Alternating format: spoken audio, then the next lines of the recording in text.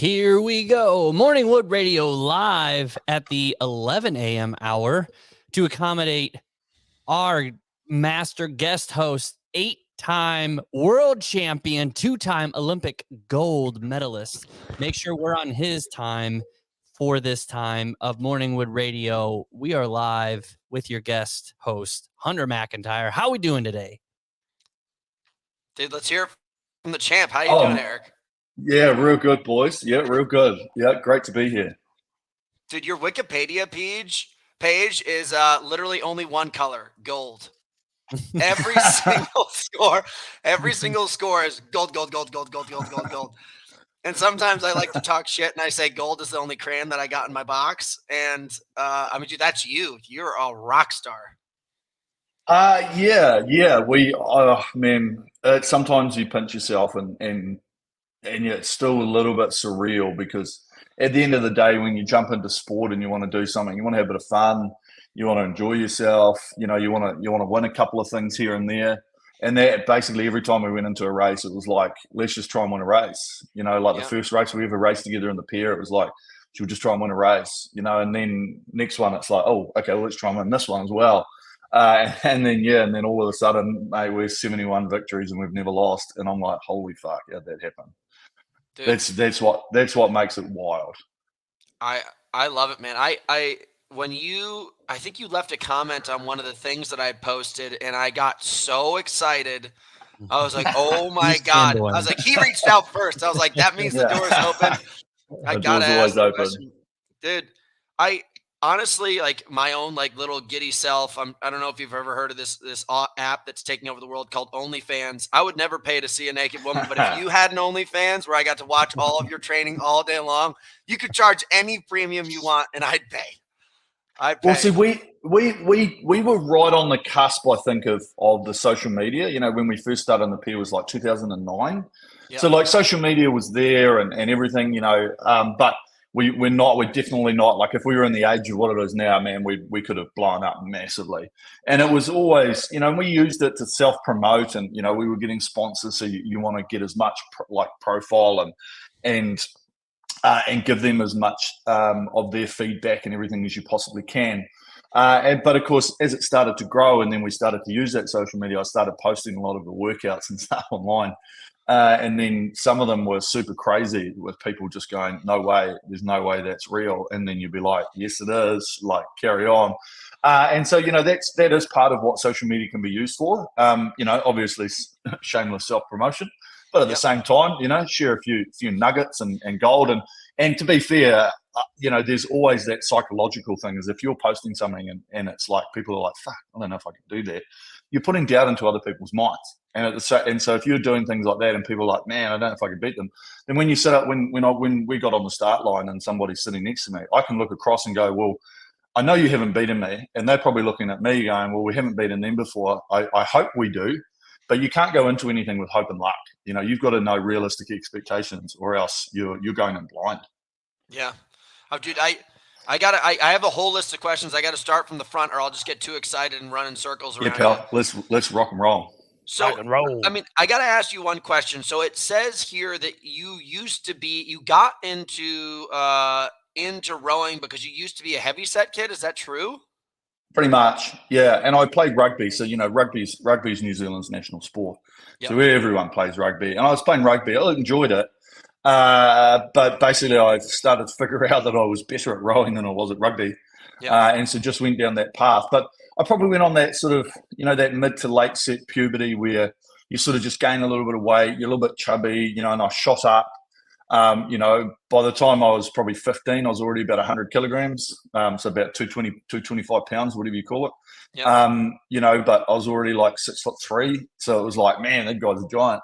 And so then I just had to grow into my body. And I did find that rowing, after a couple of years, probably when I started getting into, 2 or 3 years after I'd left school, then you really start to like get that muscle and you start to actually, define the type of person and the muscle mass that you need to be good at the sport that I'd chosen. And then from there, it's just, it's refining.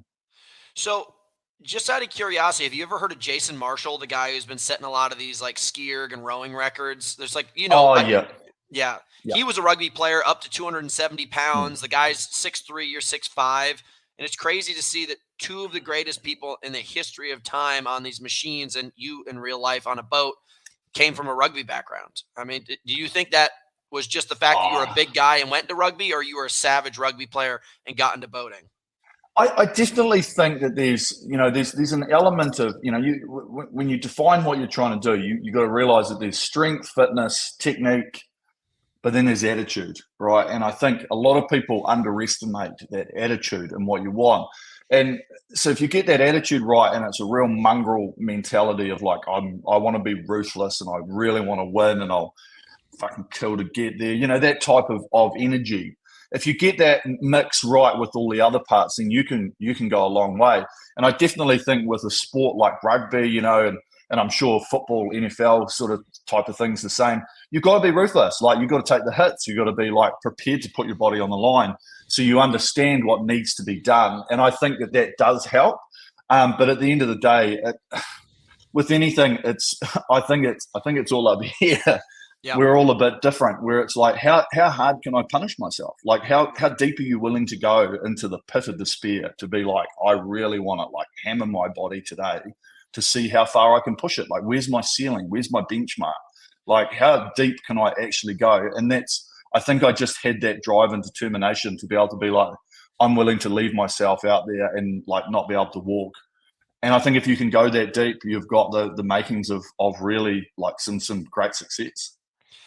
Well, this is a little, I'm putting the cart before the horse on this one, but since we're on this note, I mean, I watched the video of you winning the 2012 double scull at the Olympics. And you guys won by like 2 boat lengths. And when you were done, man, you didn't fold over at all. Like, you were totally fine. Would you say that your training was far harder than your racing? Oh, 100%, 100%. The biggest thing I always find with people is that they don't know, like, everyone talks about this 110% and all that crap. And I'm like, there's no 110%. You've got to know what you can do. Like, what can you physically achieve? And that was what, like, one of our philosophies was realistic expectation, knowing your capabilities.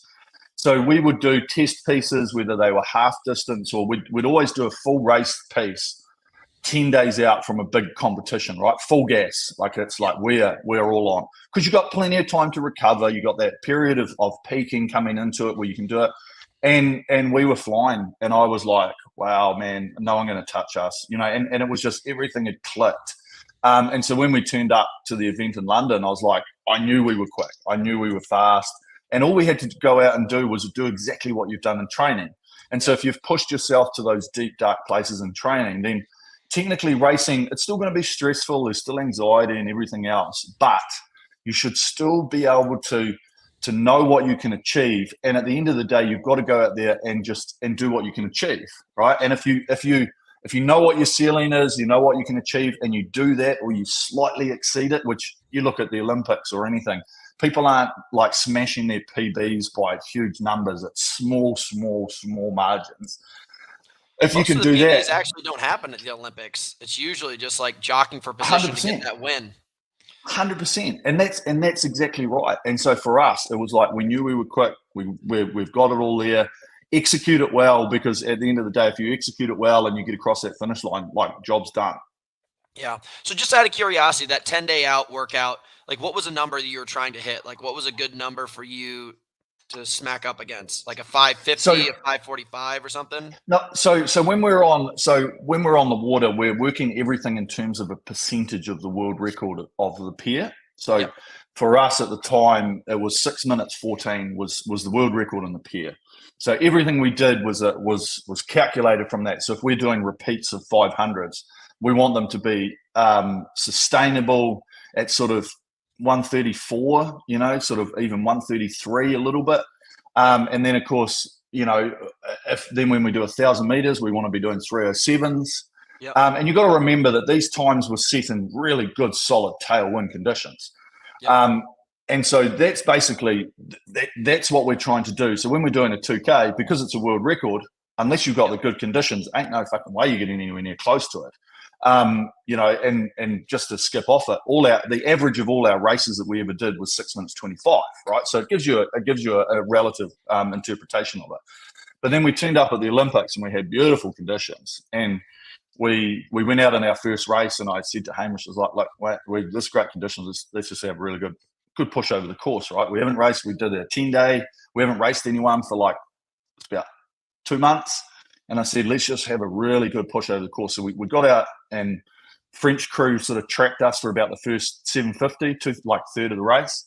Then we started pushing through. We got in front at the 1,000, and we just kept really good rhythm all the way to the finish line. And it was great, real good. And so across the finish line, I was like, man, that's a real good race, right? And, you know, first step, you're into the semi-final, and then we did this warm down, everyone clapping and cheering, and we pulled into the pontoon, and next minute, the FISA president, the guy from World Rowing and stuff, and all these other dignitaries are coming down going, well done, guys, well done. And I was like, just won the heat. And they go, no, you guys just broke the world record by 6 seconds. And I was like, no way. And I said, and I looked at Hamish, and I was like, you don't know how, because we got this little GPS speedo on our boat. And I said, you don't know how fast we were going? He goes, no, I forgot the starter. And I was like, one job, pal. Like, one fucking job. And so we didn't, because we were in the zone, you know, when you get in that zone, all you're worried about is what you're doing. You're in your little bubble. So we didn't care about speed. We were just worried about the opposition, because you're virtually in a match play situation, right? It's like, get top 3, you're in the next round. Doesn't matter how fast you go, how fucking slow you go. All you got to do is get that level. And that was all our focus was. That was our race plan when we went into it. But lo and behold, we had great conditions, super relaxed. I think the fact that we were super relaxed, and we just basically went right to that red line of our physicality and just managed to hold ourselves there. We weren't exceeding it. Like, we didn't have to sprint to the line. We didn't have to, you know, dip into that bag of despair to really like race it to the line. Stayed comfortable, and next minute, bang, we've gone super fast, you know, and that time is off the chain, man. I never thought we'd go that fast. You know, I thought we'd maybe push into it. Shit, yeah. I think the closest, we got the closest a couple of years later by a second. But then since that, I think 3 or 4 maybe is probably about the closest. So are you guys talking in the boat at all? Yeah, well, so what happens in the pier is that we're like sitting, because it's Ryan's a bit fucked up. You're sort of you're looking that way, but you're going that way. And so just the way that my voice projects onto Hamish, because if he tried to say anything, I wouldn't be able to hear shit. And so basically race plan's already done, right? You go, we're going to focus on this at this point, at this marker. So you can't say a lot because you are working full gear. So there ain't no conversation. It's like clean, push, you know, smart, commit, do whatever, because that's it. That's all you can do. Do they allow, back in the day, you said you couldn't like communicate, but nowadays, do they allow athletes to like wear an earpiece so you guys could talk back and forth like motorcycles, you know, motorcycle riders? No, they've never been into that actually, which is quite, it's really interesting, but because there's a few like obscure rules where you're not allowed to carry communication devices from coaching or get outside support while you're doing it. So there is a whole bunch of stuff like that. I've actually, it's an interesting one, because only when you're in the 8s, you know, like you see the big 8s of, you know, NCAA and all that sort of stuff, and you know, the Olympics, that's when the coxswain is the only one that they're in control of the boat. They're doing their thing, and they're the ones communicating. So they're basically your driving force. Whereas every other boat, it's one of the people in the boat has to take control. And generally it's the person at the back, because their voice projects over the rest of them. And that's basically just how we worked it. So Hamish, if I heard him pipe up, if he turned his head slightly and said something, I was like, we're on, you know, like, let's go. So out of curiosity, like why the doubles? So good question, right? And in a program, you take a whole bunch of people, and in rowing, there's singles, doubles, pairs, 4s, quads, 8s. So you're basically like, okay, we're and when you're in a program like a high performance program, which is what we have down here in New Zealand, we're all government funded, right? So the government pumps money into sport in New Zealand. So as an organisation, if you're the CEO or the high performance manager, it's like, we told the government we were going to get a certain number of medals. And so what are those medals going to look like? And so then what you do is you go, well, where's the top athletes? You know, these are the top athletes. Let's put them in a position where they are going to get us that reward, which is the medal. And then that's basically how it comes about. So we had Mahe, who was a guy in the single scull, very, very good in single scull. So he was there. You know, if you had put him, us, you know, maybe another guy into a 4, you're sacrificing the ability to get, say, 3 medals for 1. And so if you take everyone and put them in an 8, you could have had 3 or 4 boats going, which is 3 or 4 medals rather than 1 medal. And so at the end of the day, a lot of things just come down to the hierarchy of like, we need to put, like, we just need medals. So New Zealand was historically better by taking, say, pairs, doubles, the occasional 4 and singles. And that's how it came about. So we were originally rowing in a 4 together. And I'd been because I did 4 Olympics. So I was in Athens. We ended up getting 5th. And then Hamish jumped into the crew like 2006. And then we went through and we won the World Championships in 2007 in the 4. And then we bombed out in Beijing Olympics. We missed the final. And so we're dejected sitting on the finish line watching 1, 2, and 3 from our semi-final the following day go on to get gold, silver, and bronze, just going, oh, fuck. And so, you know, like it's those what-if situations. But then what happened was 2 of the guys that we've been with were like, oh, we're going to take a break. But Hamish and I knew when we've been training together in the pair that there was some good magic. And so it was literally just a conversation where you take destiny into your own hands, right? And you go, mate, should we give it a nudge? You know, and it's like, and then we went in the first year and we won, and it's like, right, we're done. Like, and that's the thing, right? You're sitting there you make a plan for, I think my math is correct, it's like 1,461 days for an Olympic cycle. Yep. So when you're in an Olympic sport, you plan for 1,461 days, right? You go, you put it on a piece of paper, and you put in all the intermediary goals and competitions that you want to do and where you need to be and everything else. And that's what we did. We were like, we're 1,461 days until we can go. And because that's the thing with the Olympics, which what makes them, the event from an athlete's perspective is the terminology of it, it's fucked, right? Because you've got this one opportunity every 4 years. And some people trying to get to the Olympics, let alone, is hard enough. Trying to get there and do well is, the statistics are just off the chain in terms of probabilities of you actually of doing well. And that's us. Is World Championships, like in wrestling, World Championships is actually supposed to be harder than the Olympics because of the way the bracket's designed. Mm-hmm. So in World Championships for your sport, was it equal to, harder, or less than the Olympics? So I would say it's harder because there's more competition. Okay, so because of the Olympics, you can't bring every country in, right? You can't have 210 countries competing, right? It's just not physically impossible. Too many people. Logistics are too out there. And so that's why every Olympic sport has a qualifying, right? And you've got to have qualifying standards, qualifying times. There's only, you take the 100 meters, for example, you're only allowed 4 people from like the US or something, or whatever it is. So that's it, right? But you guys could have like the top 10, easy, and that's what happens. And so when you go to the World Champs, there's more numbers that can come. So with rowing, quite often we'd have 25 to 32, 36 one year in the pair. But at the Olympics, there's only 15.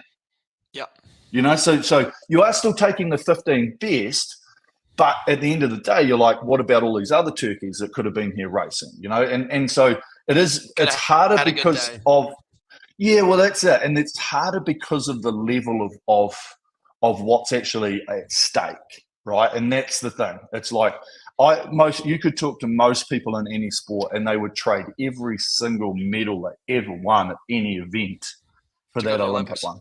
Yeah. So just to give you a heads up, I don't know how much you know about my career, but I've been running for a living for the past 12 years and all these crazy different events. And the one thing I never did, I've won world titles and so many different things. I was like, I need to go to the Olympics. I need to see if I'm really got what it takes. And I studied rowing, I studied wrestling, I studied things that I thought I'd do well in. And then I came upon Olympic canoeing.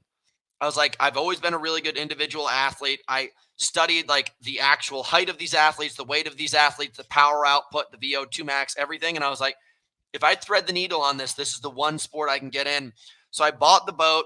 I moved to San Diego. I started training with the team, and I just misunderstood the qualifying thing. And by the time I'd already been there for a couple months, the coach was like, yeah, so the qualifiers are like coming up now. And I was like, what? And I completely missed the opportunity to qualify. And I was like, my dreams crumbled, but I would let go of all my world titles for an Olympic. Like, I don't know if I even get medals, but to participate, that would be one of those kind of things where it's harder than Harvard and Stanford and Cambridge and all of the hardest degrees combined. To get to that Olympic standard is like the rarest thing, I think, in the entire world. Oh yeah, man. And that's the thing is like, I've always looked, and I probably got later in my career, once we were sort of matured and into it, it's all about, everything's about data and statistics, right? It's, no matter what you're doing, it's like, if you break everything down into statistical anomalies and just what needs to happen, days, training time, hours, rest time, everything. It's just numbers, right? And it's just all you got to do is get that.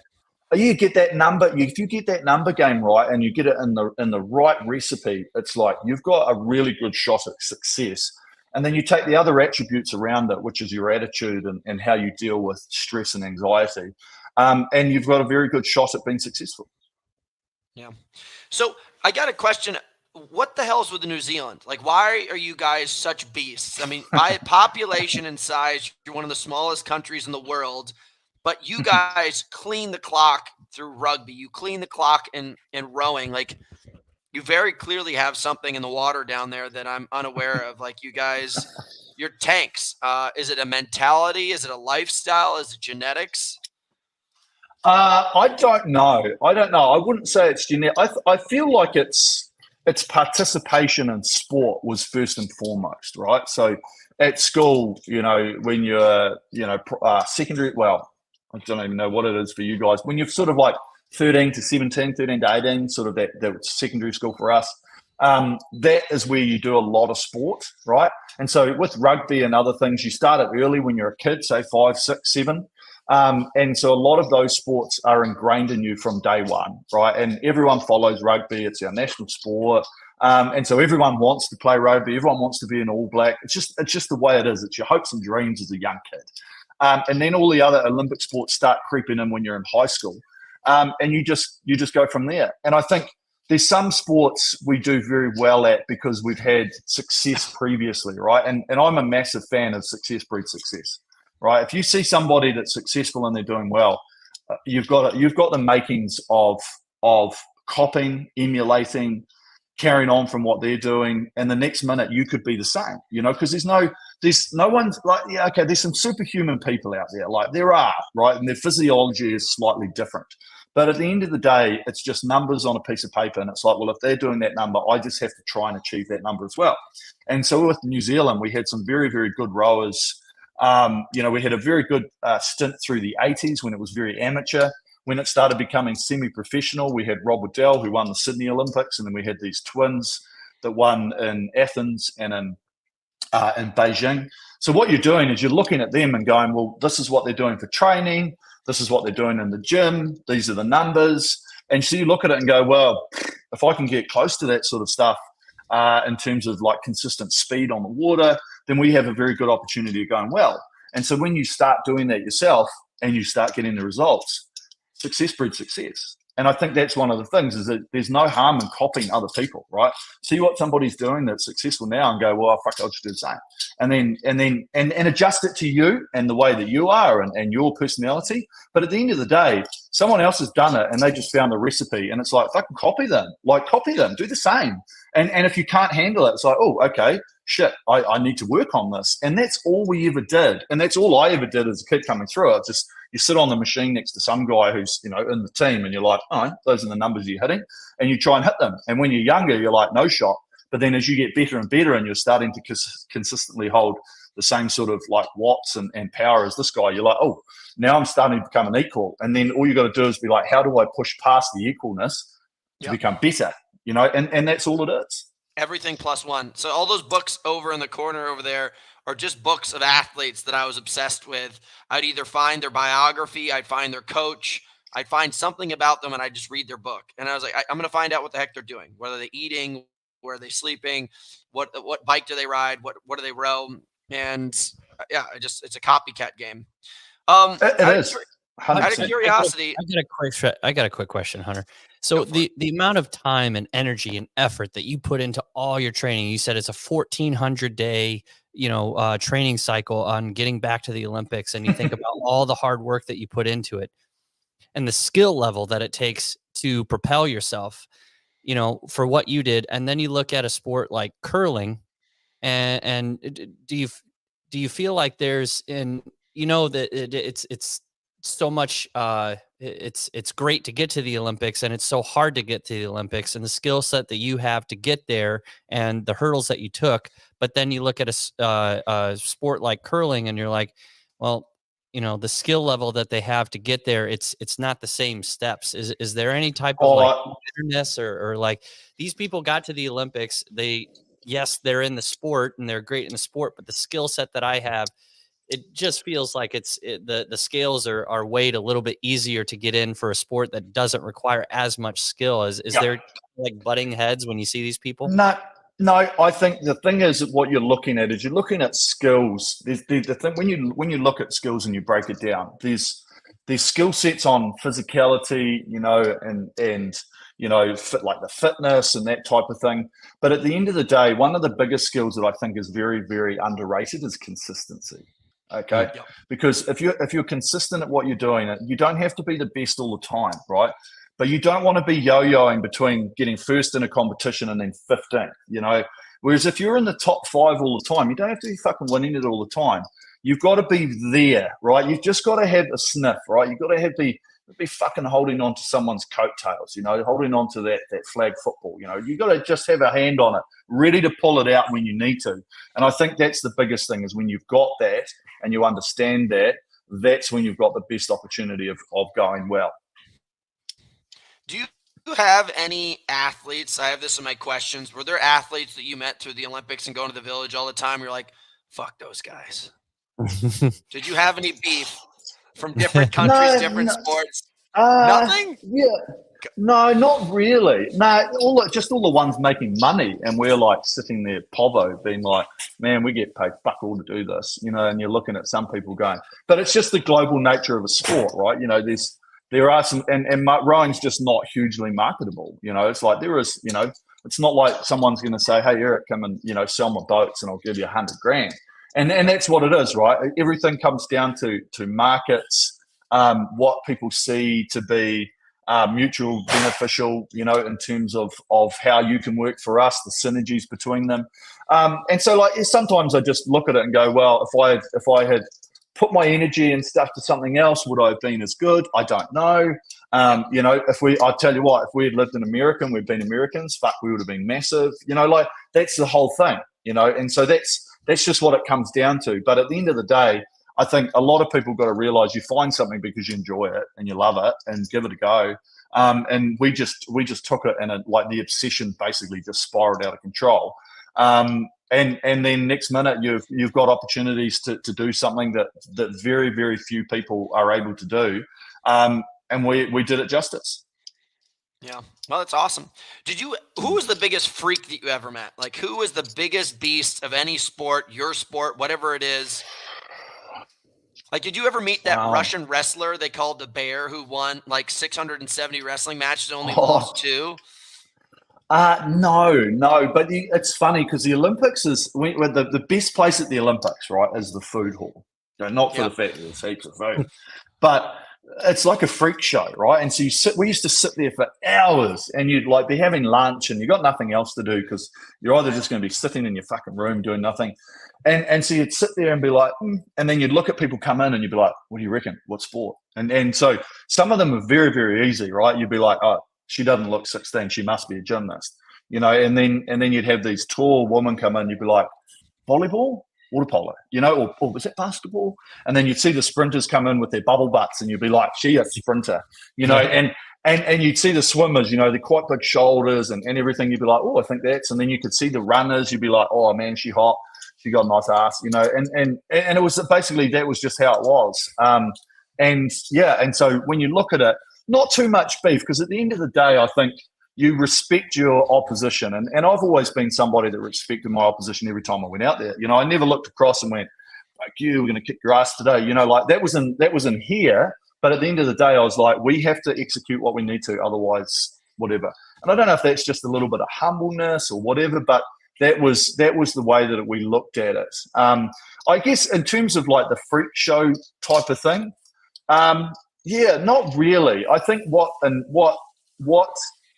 used to tip my boat, like I guess float the boat a little bit, was the fact that you could see people and go, I know what you've done, and it's pretty incredible, right? You know, even when you'd see Usain Bolt in the village or something, you'd be like, how the fuck do you run that fast, pal? You know, like you'd just be like, it's incredible. And then you'd see some of the heptathletes, and you know, I saw Damien Warren in there one time, and I'm like, he just looks like a standard guy, but man, what he can do, you're just like, this is incredible.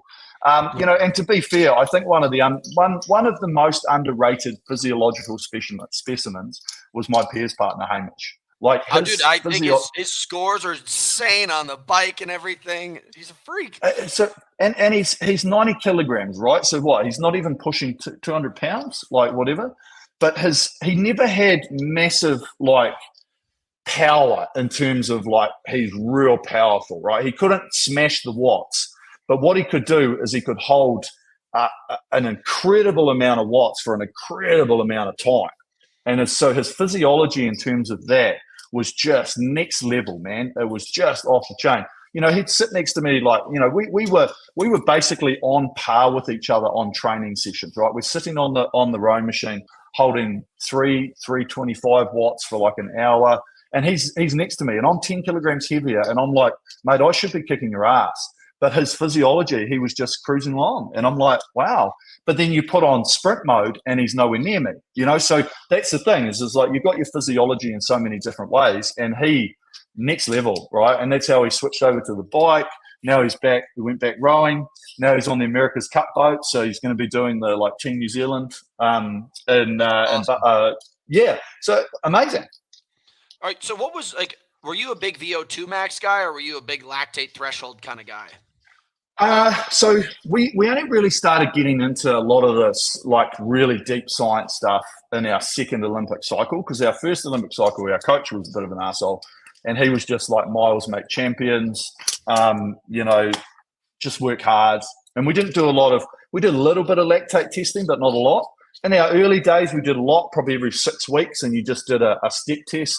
And so you could find your sort of 2 millimole, 4 millimole training zones, relate it to heart rate and relate it to power, and then you've got like really good things to go by for training.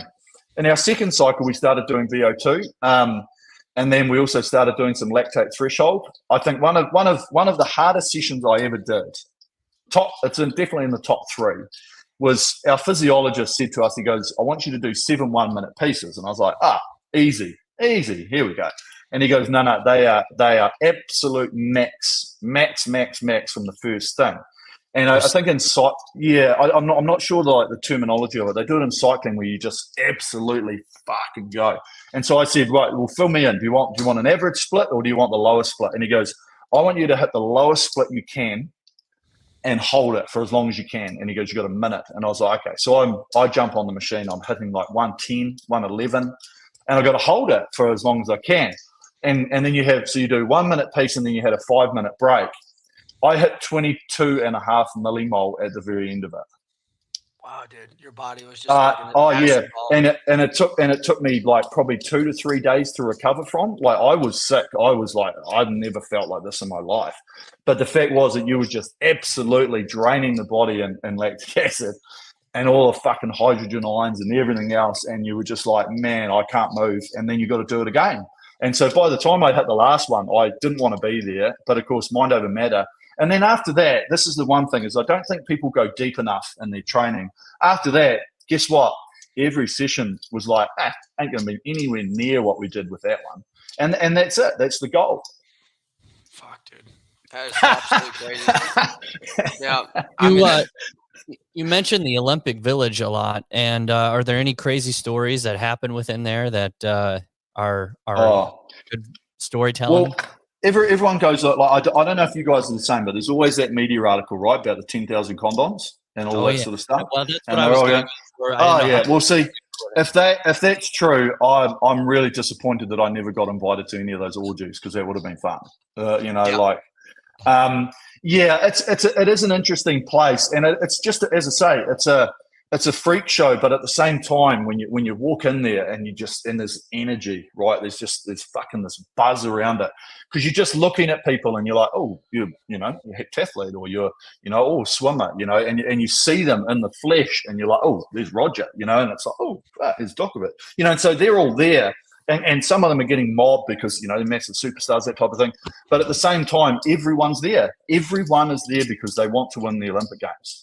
And that's as simple as it goes, right? You get this opportunity once every 4 years, and it's like everyone in any sport has turned up, hopefully on their game, ready to be like, I am the best. And when you look back on it from years gone by, that was what the Olympic Games was about, right? It was about taking the best people and seeing who would become the best for that Olympiad.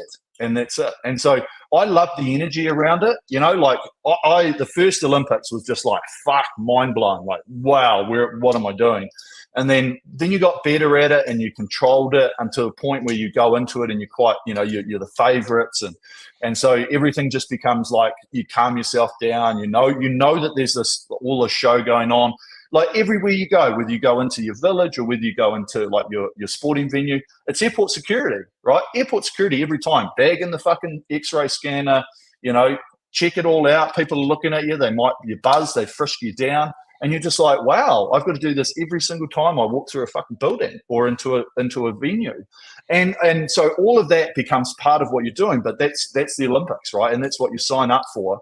And that's why I think a little bit about, you don't tend to find, like, there's some good stats around it, but you don't tend to find people turning up to their first Olympics and being successful, because there's just too much going on, and it is very difficult. Yeah, there are people that win in their first Olympics, don't get me wrong, but at the end of the day, I think it takes a little bit of experience and understanding of what the event's like, and, the hold-ups and the travel. It's like, fuck, we're traveling 50 minutes on a bus to get to your venue every day, there and back. And it's like, do you stay there? Do you come back and then do another 50-minute one way and back again? And there's all of that comes with being at the Olympics, but it's just part of such a massive event, 10,000 athletes, 30,000 media, like everything else that's going on with it. And that's it. Wow, dude. I think a lot of people will geek out on this, and including myself. Like, I want to just get into the weeds on some of your training stats. So for somebody like you said, the first coach of yours was like miles win races. What was like the volume, whether you want to say distance or hours, like what was the volume of a typical week? The typical week was like a minimum 12 sessions to 14 sessions. It was 6 days.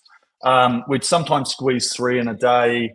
We're sort of doing 220 on average kilometers. So every row used to be like, an average row was 20 to 22 kilometers. Just because of the lake we were going on, there was a bridge at 11 Ks up one way, and the coach would just be like, right, go to the bridge. And so with us, we did a lot more on water rowing. As I said, his philosophy was like, you're going to get faster by being fitter than you are by being stronger. And so we sort of cut back right on the weights, and we just did so much rowing, and we just perfected our craft. And I think it was very good because we found the balance. So when we were first in the crew together, we had really good power because we were strong and we were spending heaps of time in the weights room. So we could get out in front of races and then control it from there. But then later on, we sacrificed the lead at the start to the fitness in the middle. So 6 days, we always got Sunday off. I don't know why. I'm not religious. And I'd love to have trained on the weekend and had one day during the week, to be fair. But it was just how it rolled. And we'd have sort of 1 week off a year. There was no such thing as public holidays. We would stop on the 23rd. We'd always do the hour rowing test or like something on the 23rd, and then we'd be back on the 27th of December. Christmas? We'd row just right. Wow. Oh yeah. So we had like 2 or 3 days. I saw your 60-minute test, dude. You were holding 135 to 137, then dropped to 132 for the last 500. That's such a gross session. Yeah. Oh, mate. Yeah, that video I sent, it's wild. Like we Yeah, we were basically, because I was like, oh, we've got to do this hour test. Why not? Well, instead of just fucking doing it, is there a world record? And I was like, yeah, righto. And so I looked at it and I was like, oh, at 136 and a half, I was like, I can beat that. And of course, you just keep the rating up, tap it along, boom, 18,700 or whatever the hell it was at 135 and something distance. And I was like, wow, it's wild. But that was it, right? It was just what we tried to do. It was just that was us. It was our training. So you're basically putting in 3 to 4 hour days? Yeah, well, pretty much. The thing is, we're basically full time. Well, we were full time. So the one thing that gets left a little bit is that we're putting probably 4 hours of like physical training in terms of like time on the water in the gym. But it's the hours outside of it. It's turning up. You can't just turn up and jump on the boat. It's turning up. There's half an hour of like on the rower, get 10, 15, 20 minutes in, get a bit of a sweat going, do some, bit of stretching, bit of movement, freedom stuff, roll yourself out, whatever it was. And then it's the same when you come off the other end, and then there's nutrition, and then there's sitting there doing some analysis, and then there's physio or there's massage, and then it's fucking back into it again. And then, so it's your whole day. It becomes your career. And that's why it's funded, because ain't no way we could do what we were doing if it was not funded, right? Because you'd just be like, I need a job. Like, how am I going to pay my bills? I've been hustling like that ever since I've been 20. Yeah. But that's the difference, is you start off with this sort of amateur style, and then once you can click over, or once you get that funding, man, life just becomes easier. And even when I was a youngster, and even in our first couple of years, I figured out, I was like, I need to do 22 hours a week to pay all my bills. And so I was working part-time to do like 22 hours, and then, job done. So are you, before you're pro, you obviously had to get a job elsewhere, but then once you turn pro and you're official pro, is it government funded to where you're a government paid employee, and then that's why they tell you train on this? No, not really. We're not, and we're contractors. So of course we're sort of like, they have money available, and it's meant to be like a grant, so then they can tax it, and so that's just the model of what we did, was because they didn't want to like give money to it.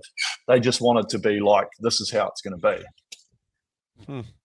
So I heard a rumor that you didn't, like, you kind of alluded to this, but like you did not strength train. Someone messaged me as like, how did you do it without strength training?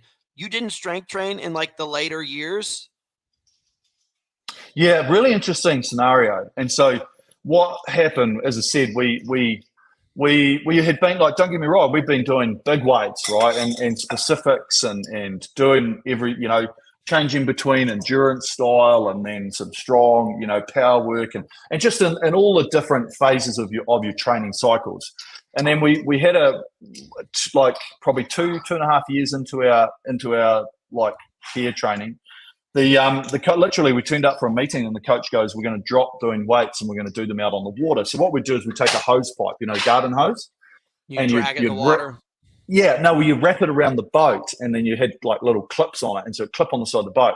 And so it's basically just creates drag, like heavy drag. So every stroke you take, it's like you take the stroke, and then the boat just goes down in the water, and then you take another stroke. And so there's loading, there's strength. So what he was like is like, we're going to do 3 or 4 of these a week, because I want you to get strong in the rowing shape, right?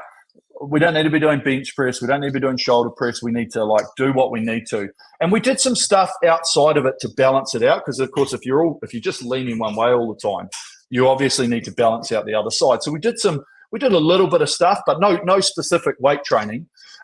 So we did a lot more of that on the water, and then just fitness. And so I feel like we lost a little bit of size, but what happened was we sacrificed, because in a rowing race, you want some power at the start, but then it's all endurance. It's just all like how fast can you hold it through the middle of the race, which is what we became so good at. We could hold a pace that no one could sustain.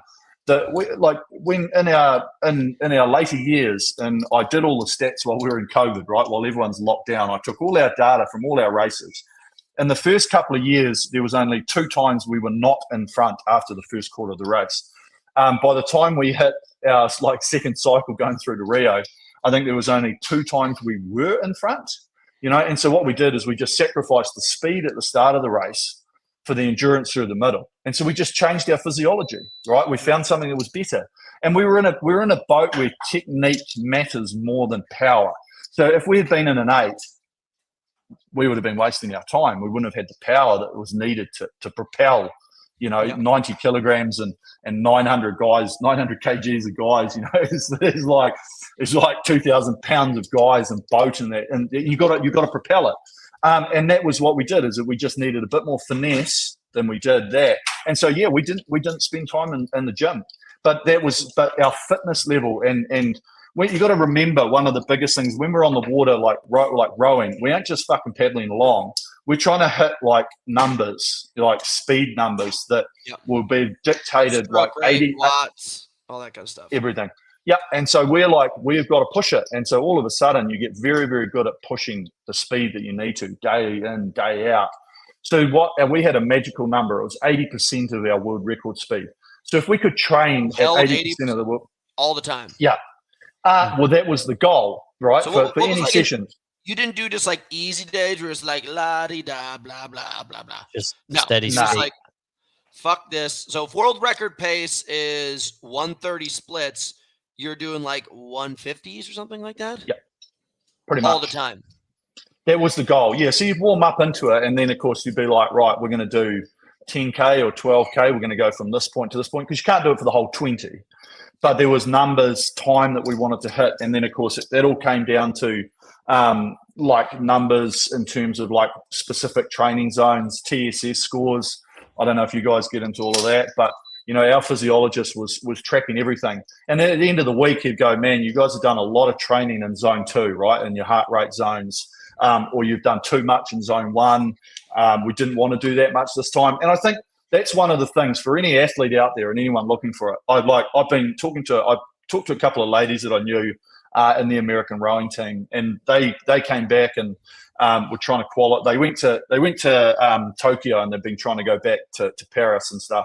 And I said, are you guys using a physiologist? Because I said, you're getting older, you need to start tracking all your stuff. And they're like, nah. And I was like, I literally cannot underestimate how important a physiologist is. If you can get hold of a good physiologist that tracks data, takes heart rates, even tracking heart rate variability, so laying in bed in the morning, putting your heart rate on, and Did you tracking guys use what Omega Waves? No. Well, see, I left it all up to the physiologist, right? Yeah.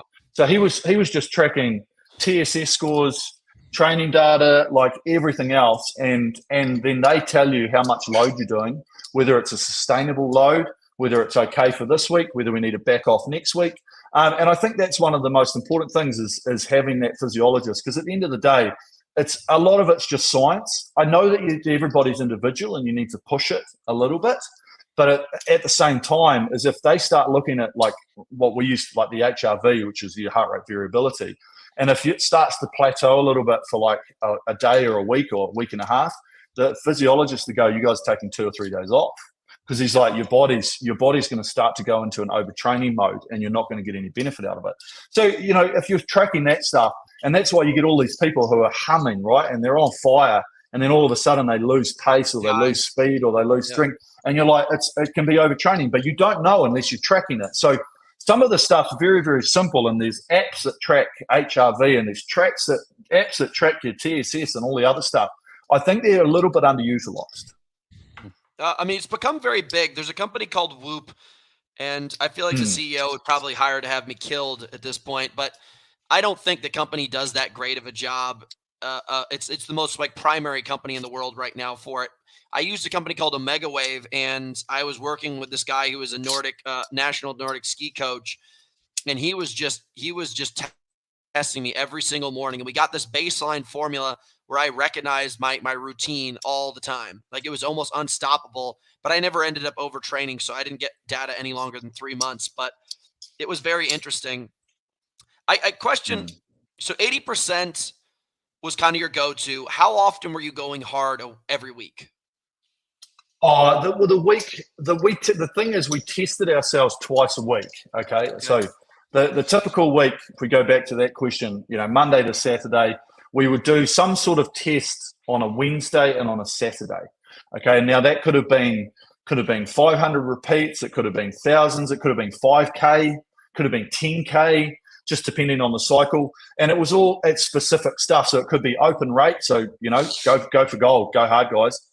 Or it could be like, right, we're going to cap it at about 30, 32. So hopefully you're just below sort of, threshold stuff. You're sort of in that lactate production, area and that type of thing. And so we just had, that was the program. But what it did was you started to understand how fast you were going, because we're ranking all this stuff on the world record things.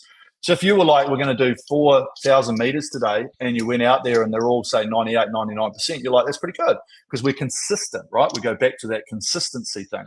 If you did the first one at 100, then 98, 96, 94, you're like, fuck, man, we're not fit. We can do one, but we can't do 3 or 4. And when the whole idea with rowing is to go to an event and do 3 or maybe 4 races in a row, you've got to be consistent. And most events are the same. If you're in running, it's like there's got to be a heat, then there's a semi, then there's a final. And you've got to be able to repeat those with limited break or whatever break is there. And that was it. So we'd have those testing and ranking. So everybody would see where they were, which is what made the strength of our team, going right back to that, why the hell is New Zealand so good, was the fact that you could spit out an A4 sheet of paper, chuck it on the wall, someone had a very good percentage at the top, and then everybody's ranked underneath that. And you'd be like, shit, if Eric and Hamish are doing 98% for this 4K or whatever it was, and everyone else is doing 96, 95, you'll be like, well, they're winning medals when they go overseas. Where does that put us in our event? Does that make us in a final? Is it not in a final? Are we at the same? Are they beating us? And so it just gave you confidence in your training to be like, we're on the right track. Because at the end of the day, we're sitting down here in New Zealand for 9-10 months a year, and we only get to go overseas and race other competition in our winter, which is like Northern Hemisphere summer. And that's the only time. We can't just fucking get on a plane and go back and forth, because it's just too hard. And you don't have the money and you don't have the facilities to do it. If we did, it would be great. But that was what we did. And so we did all our training down here virtually blind. And when I mean blind, we don't have anyone else to compare ourselves against, only numbers on paper. But the numbers on paper, you get them right, and they do correlate to what you're actually doing when you turn up to an event.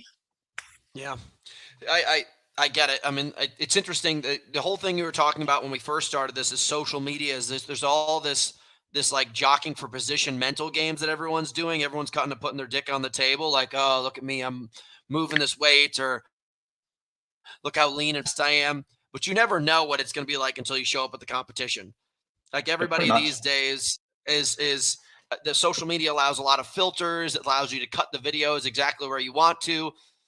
What's that? That's your lactate right now, or is that your lactate? No, that was one of the tests. Yeah, 20.9. I was about to say, I was like, that's not possible. You'd be dying. I did fucking feel like I was dying. Don't worry about that. Yeah. So, I mean, just for like bro's sake, because I'm curious, like when you were lifting weights, like what was your bench press? What was your deadlift? What was your squat? Like, were you a strong athlete, or were you just a giant with a big set of lungs? I feel like I was more of a giant with a big set of lungs. Thing is, we did very specific sort of rowing stuff. So we'd do like bench pull. You're on a bench and you pull that up. I think at one stage, I think my max was about 110. So what's that, like 230, 240 pounds or something? Yeah. Leg press, we probably got that into the high 200 somewhere. I know my squatting, I remember squatting 150 probably at my strongest, but consistently around, like on most training times, 100, 120 kgs. But you're talking 6 to 8, you're not talking sort of one-offs. And, we'd do seated row mainly, a little bit of shoulder press, a little bit of stuff to do it. But that was, as I say, everything's very, very rowing specific, because that was what we were trying to do. And this is the crazy part, is in the first couple of years with the coach, because he's a fucking psycho, we used to do endurance weights, right? So, and I'm talking leg press, 80 reps. Yeah. And I'm like, what the fuck? And so you chuck on like about 80 kgs, and you would run, you would fatigue out before you would, you were like, oh, this is a piece of cake, and you'd be pumping long, and you'd be like, there's 10, they're 20, they're 30, and you'd be like, oh, fuck, this is starting to bit of pinch on. And then you'd sort of have to stop for a bit and you'd suck it up. And so you'd basically just lactate out before you would like, but you'd be like, I could do way more, but it was just more the fact that the coach was a massive fan of like, well, if you're going to be doing 250 strokes in a rowing race, you're better off to be looking at that rather than your 5 or 10 stroke max. I like power max, right? Because what's the point in that? I do once a season a 20 rep back squat routine. Okay. And like for me, just through like all my studying with our sport, like you're going into events and you're having to hold tension on like a very heavy sled for 3 minutes. So when I'm doing a 20 rep back squat, I'm putting on anywhere from 120 to like 140K and doing 20 squats. And I'm not doing a lot of volume that time of year, just a lot of easy stuff. And it did a tremendous amount of work for me, kind of like the theory of the 80 rep thing. But as I've gotten older, I'm only 34. I don't mess around with the stuff that I used to when I was younger. I don't just like put plates on the bar all the time like I used to, because it's too deadly for me. I'm pretty safe now. I almost feel like a rollerblader with all like the knee pads on. I get on the spin bike in the morning for like 90 minutes to get started, 60 minutes to get started. And then I go start doing my interval sessions and everything like that. Like, did you recognize when you were rowing like 25 versus 35, like what were the major differences for your changes of like those first Olympic cycles versus the last ones? The body seems to bounce back, like, and you felt bulletproof. And then literally I do feel like you fucking hit 30. It's like you wake up on fucking 30th birthday and you're like, oh man, bit sore today. And that was it. And so we got a lot smarter with what we were trying to do. And as I say, like before that, we're trying to, like, I'd sit on the rowing machine and you'd be doing some like pieces and then you try and max the fucking thing out. And you'd be like, what? And you'd be like, and it was fun, it was like, I want to fucking show my strength to the other boys and, cock out type of thing, as you're saying. But then you started being like, well, what's the point? When am I ever going to be using this max? Like, no one gives a shit. And then you'd be like, okay, what do I need to do? And it's like, well, I need to sustain power for like, good period of time. So then you drop that real, like, I guess, what's the word? Dangerous or risky? Risky is the word, right? Where you're like, fuck, I could hurt myself here. If I get an injury here, fuck, it's going to take me a while to recover from. We just dropped all of that and it was just like, let's just find what we need to for our sport. And what is it? Endurance, right? So we still need to have like you still need to be like working on that strength in different ways, which was on the water, on the rowing machine. Sometimes you chuck the damper up if you're doing some sessions. So you still need to hold that stability and everything else, but at the same time, you're just like, I don't need to be doing that. And it just all came down as well to that physiology and being like, well, what suits me now? And I think we got fitter. And I think it wasn't until about 32, 33, 34. I reckon I was at my peak. I reckon 34.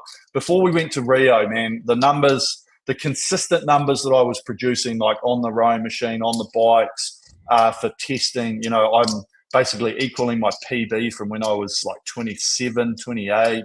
But I'd been consistent that whole period of time. But I'm 34 and I'm doing a 5:41 on the rowing machine, for 2K. And I'm like, in March, not even in peak time. And I'm like, money, like we're fit, man. We've got good fitness. Let's refine everything else. Bob's your uncle. I think also another thing that people just don't get, and we kind of been shooting the shit about this from the start, is like that mindset. Like eventually your brain just gets like a layer of leather over top of it. You're like, fuck it. Like I burnt this thing so many times. It's got another layer of skin over the top of it that most people just don't have. So when you're at that 540 range, you're just like, I've been here so many times. I've created a groove in my brain that just lets me to sit here. And now that I'm older, pretty much. I feel it. I'm like, gosh darn, I'm fine. I can suck it up. I'll accept it. And that's it. Yeah, I found we're exactly. Yeah, that's exactly how it worked. Hang on, someone's at my door. Give me a second. Yeah, dude. This guy is my favorite. Lucas, he's not only an athlete, he's a 2-time gold medalist in the Olympics. 2-time Olympic gold medalist, 8-time world champion. I mean, he's a freak. I mean, he's as freaky as it gets. Packages, eh? Packages at the door. Hey, dude, no one does like a package.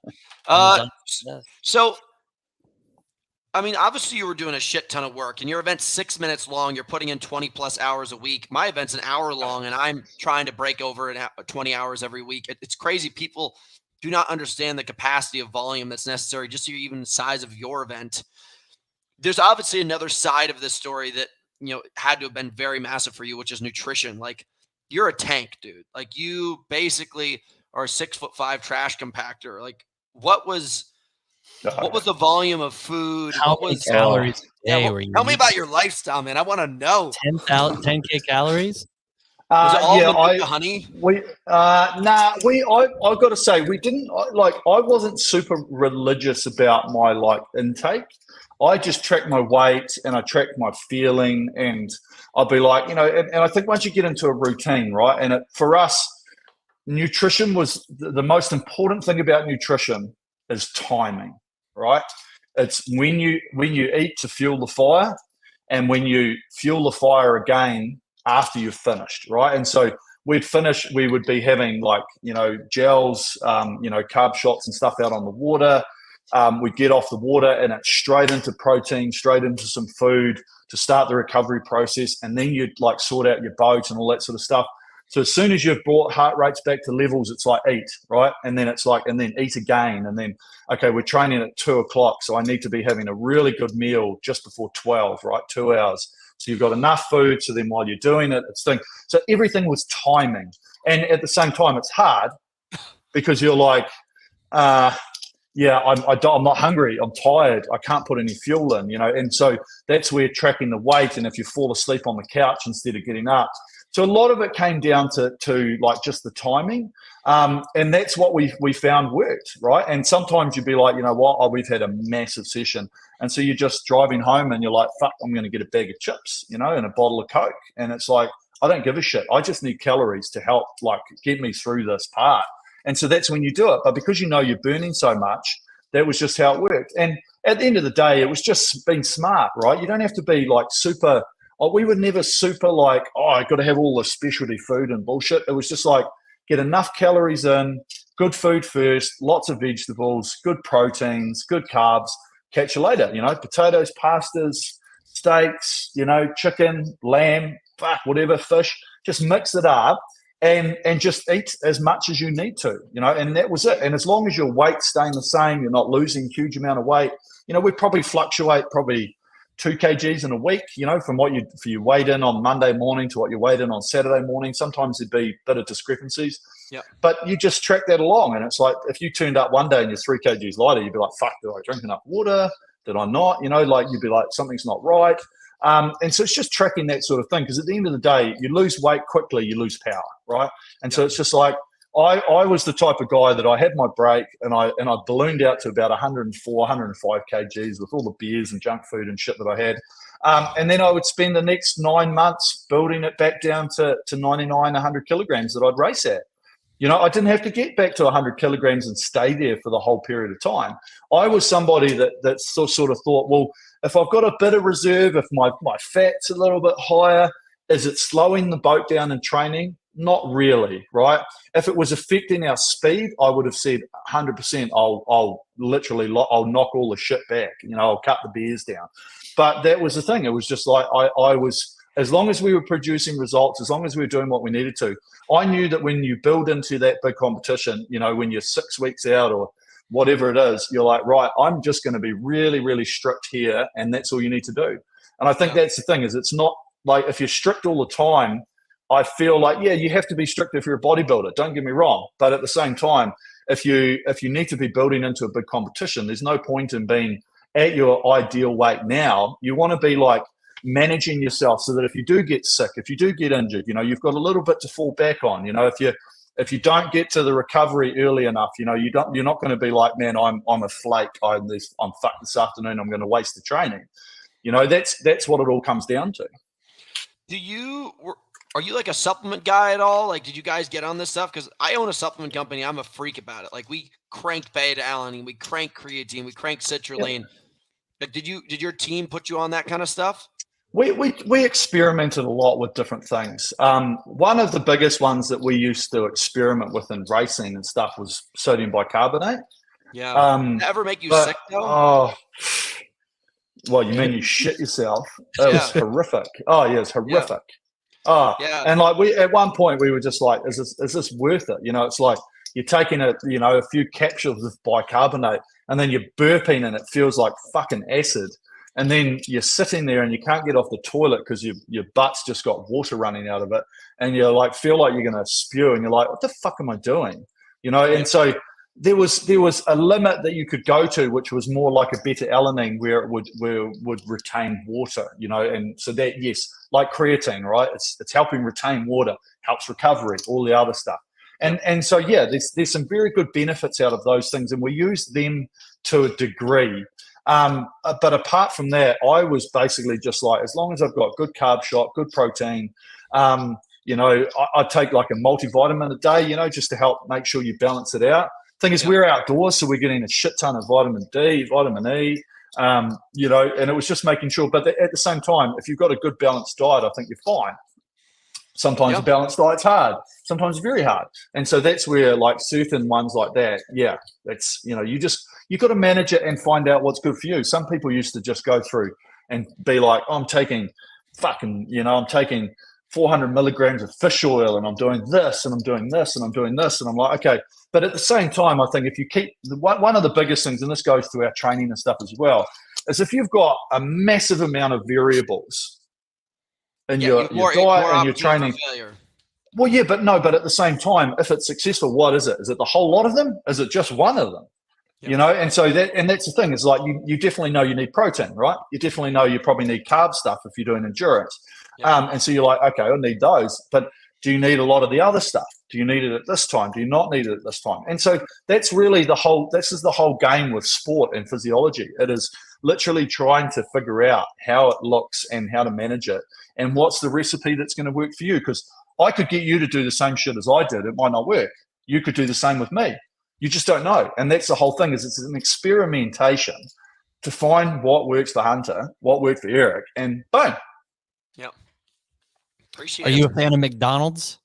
Yeah. I fucking love McDonald's. Oh, the man, dude. McDonald's sponsor us. McDonald's all the time. Aisha gave me some McDonald's gift cards.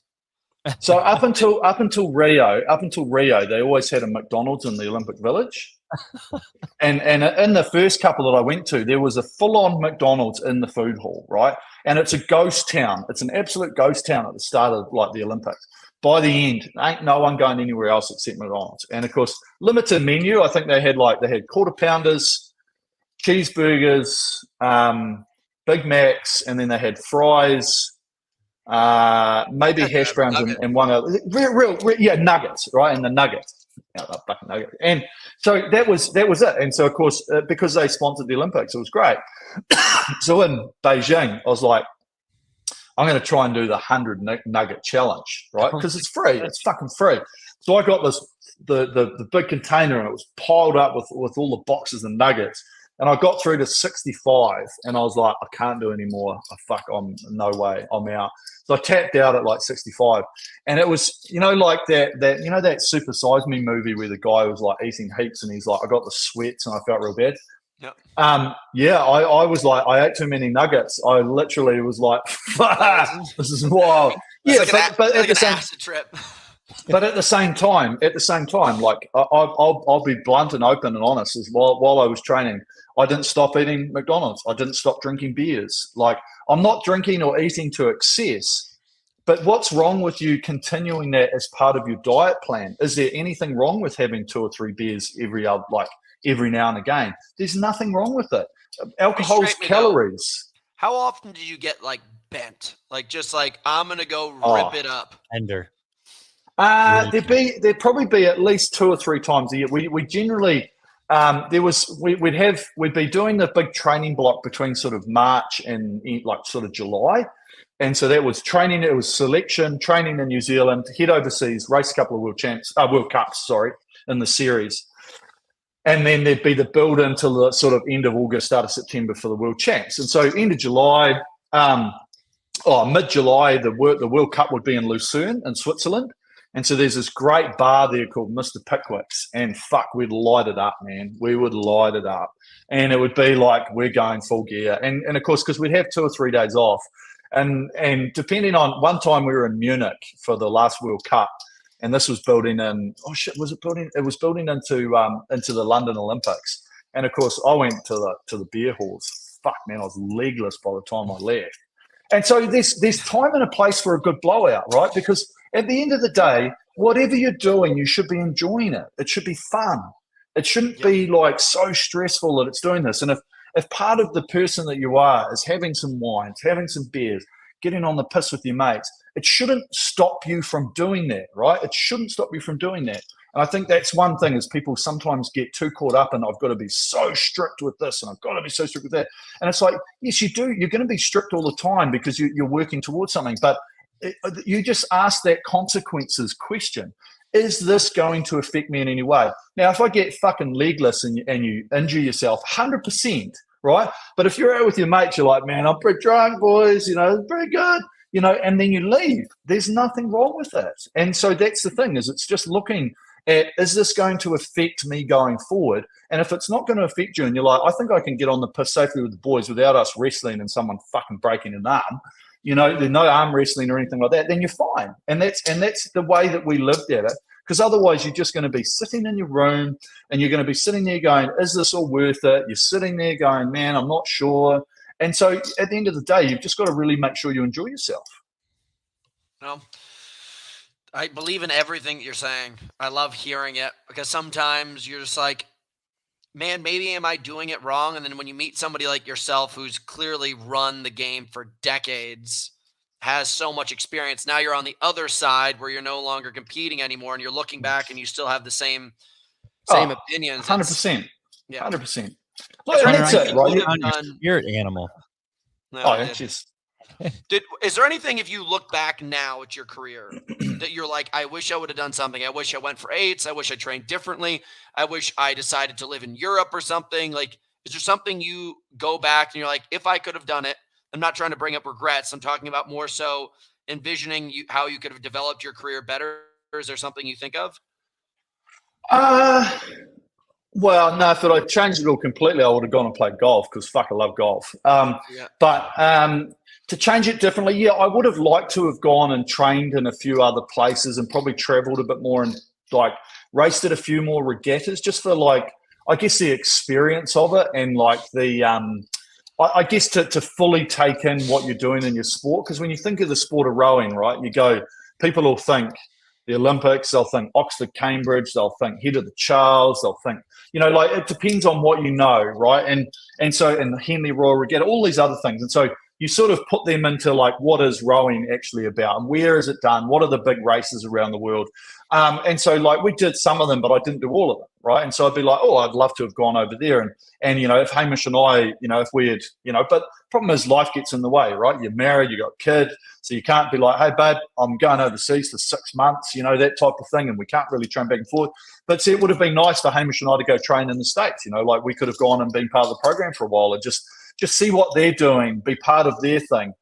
Just look at what's happening, see if we could have, because we were always trying to evolve, right? We're always trying to evolve. Even though we're winning races, I never just turned up and went, fuck, I'll just keep doing the same because we're going to win. Yeah. We were always searching, right? Searching.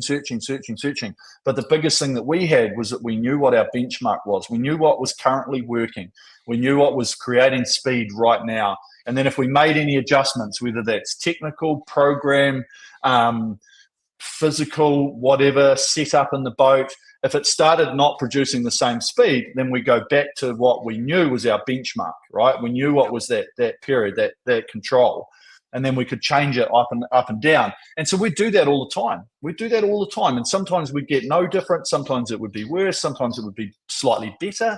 And we were like, oh, this is good. Let's keep doing this. And then you'd refine that further. Because at the end of the day, you're always trying to evolve, right? And there's no other way to evolve than experiment. And we were probably the kings at it. Yeah. So I always I know that there's things outside of the gym that really play an influential role on a lot of the people who are super successful. Is there any kind of book or is there any kind of person that was really an instrumental piece of where you are now? Not particularly, no. Obviously you're following the people that were before you, and I would say that at a certain stage, yes, like you're looking up to the people that are winning, right? You're a young guy, you're trying to evolve, you're trying to get speed. How fast am I going to get? And that was what we were trying to do. So they're your idols, right? They're like, I really want to be like Steve Redgrave, 5 Olympic consecutive gold medals. You're like, fuck, that'd be mean, And so you're looking at all of that situation, thinking this is what I want to be. But you've got to learn, and I think we were in a sport where you're very like it's black and white, right? You get into a race and someone pisses off in front of you, you're like, well, we're not ready. Well, we're here, but we're just not ready to be on the podium, right? And so then it's just starting to figure out what needs to happen and emulating, right? Follow, look at what other people are doing, get eyes on what they're doing in terms of their training, the way they're approaching it, their recovery, their rest, their warm-ups, everything else, and then just start to take nuggets from that and to bring it into your stuff. And that was what I was like, and I loved looking at every other sport. I've got huge admiration for anybody in any sport that is going for what they're going for, because I know what they're going through. I know what they're trying to achieve, and I know that they're testing everything. They're changing variables. They're looking for it. They're under pressure all the time. They're putting themselves in the hurt locker, and that's it. And so, yeah, as I say, I give admiration to anyone. I gave admiration. I gave respect to everybody I ever raced, because at the end of the day, they're wanting to win just as much as I was wanting to win. And you've got to give everyone a pat on the back for that. God dang, man. Well, it's been such an amazing time sitting here and just listening. I'm not going to lie. Like, I've been jaw dropped the whole time. I'm like, and you're a fascinating guy. And obviously, like, your results, they speak for themselves. There's nothing you can really question in that career. You're a gold medalist across the board for a long time. We're really grateful that you showed up for us, and I'm imagining so many people who are listening to this really are going to pull away some amazing little nuggets to help improve their lives. Dude, I hope we can stay connected. If you're ever in the States, I know it's a lot of a slog, but if you ever find your way here, I'm out in LA. I'd love to host you, get a workout in, whatever you want to do. I wish you the best of luck at golf and everything you got going on in New Zealand. And thanks, Phil. I look forward to staying in touch, man. Yeah, if you want to drop some time on your rowing machine, you just come and talk to me, pal. There you go. I need it, dude. I'm trying to break 6 minutes. My best is 6:07, but I don't put enough work in to be a savage like you do. But maybe. Yeah. It's like the thing with the rowing machine is it's very like the technique is what you're trying, like, because fitness and whatever you're doing generally takes care of itself, right? And the ability to hold a certain power for a certain period of time. One of the biggest mistakes that people make on the rowing machine is that they go out too hard. If you want to break 6 minutes, you just got to hit 130 all the way. You don't need to start at 124 and then die through the middle and then try and sprint it home. It's just, you've got to be consistent pace all the way through. One of the things that I think people don't quite grasp with what you're trying to do with the rowing machine is you do fucking shit ton of cleans, right? In the gym. The rowing machine is a clean, but in a horizontal motion. Okay, so get that in your head. So when you're doing the clean, right, everything's hung through under here. Your arms are hanging, and then that drive of the body, and then your arms don't lift the bar. The bar's coming up to you, and you get underneath it, right? And so that's very much the similar thing when you're on the rowing machine. Is that all you're trying to do is you're actually just driving the body back, and everything's hung under here, and then the arms just come to you and finish out. Because if you turn the power curve on, if you turn that force curve on and had a look at it, there ain't no way you're producing any power with your arms. You're doing fuck all. But you can hang off a chin-up bar and just hang there, right, and go, that's cool. The moment you put a little bit of break in there, how long are you going to stay there for? Like 5-10 seconds, if you're lucky? 100%. But you can hang there and just be like, I'm locking in and late and engaging the lats. And that's the thing with the rowing machine, is it's understanding the firing sequence. And when your legs are driving your body, when you're fucking just sitting back through that stroke, power is your friend, right? And then it's just the tiny little bits of efficiency of making sure you keep enough rating to keep that flywheel going, because all the flywheel's doing is trying to slow down on you, right? It's just trying to slow down. And all you're trying to do is efficiently pick it up at the front. And you just want to, it's like, have you ever heard the analogy where you get a bicycle wheel and you just tap it over top and then you just keep tapping it over top, tap it over top. Yep. That's all you're trying to do with the flywheel, but everybody thinks that they should be like ramming it from the front, but you can't. The gear, like, you need a little bit of take up period, and then you send the body through the middle, bang, and you just do that on repeat. All right, now that's my sub 6 right there. I'm gonna go test it out. I'm so amped up. I'm gonna go train right Ryan's now. in. What's Ryan want to talk? Yeah. What's your golf handicap score? 4. Wow. Yeah, I used to play as a kid, and then I got back into it after I finished rowing, so 2017, 2018, and then just slowly been like, I know what it takes to be good at something. It's like repetitive behavior, focusing, breaking it down, and so basically you get out there and practice, and you can get better. That's the thing with golf, right? We all love golf, and everyone fucking turn up to a top golf or something and whack a few balls. But once you start just understanding, like, you look at the top guys in the world and it looks effortless, and so it should be. And that's the thing is everything is around a style, around a technique that allows you to do something really well in the way that it's meant to, or physiologically meant to happen. And that's it. And so I'm just trying to do the same, but I'm just a bit, because I'm, a bit tight and upper body, but old, that type of thing. I just got to loosen up. Bang. So Hunter, if par is 72, he's shooting like 76, right? Yeah. You're like a scratch golfer. You're right there. You're shooting par. Well, I'd like to, but like as I say, right, we're all in the same boat where you know what it takes to get good, right? You know what it takes to be in amongst the mix, but to then take that next step is man, it's a session, right? And I'm slightly obsessed with golf because of the beers and with the drinking with the boys and that sort of thing, but I'm not super obsessed with. I've been obsessed with trying to be the best at golf, because I'm just like, you know what, I want to play good golf. Don't get me wrong, but I'm not out there to try and compete and make teams and stuff like that. I just love it because I really enjoy the space that you've got when you're out there having a good time, whether it's good, whether it's bad. No one gives a shit. You're outside. It's a bit of fun. And that's where I find my spare time these days. Yeah.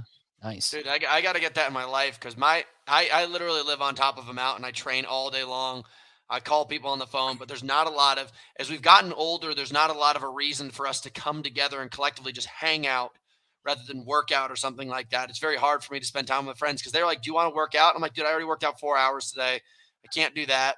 Do you want to go out and get food and beers? I'm like, I'm not really down to get beers right now, but like, I'll sit with you in a golf cart and maybe swing some clubs. So maybe that's what I need to bring into my life to have a little bit more casual friendship. One thing I'll say to people, and I think it was one of our philosophies and our mental focus as we were going through, and I can't remember if it was a psychologist that we talked about, or whether it was just Hamish and I that sort of pinned upon it. You've got to remember that there's no sacrifices in life. Okay, everyone sits there going, "Oh, I sacrificed so much doing what I'm doing." It's just an opportunity cost, right? That's all it is. And I think the moment you take that negative connotation out and be like, because negativity, you want to be trying to be positive. Even when something's bad, you can take a positive out of a learning, right? Yep. But that's the thing with the way that you're thinking about it. It's like, oh, but I'm sacrificing being with my friends because I'm going to the gym for 4 hours a day.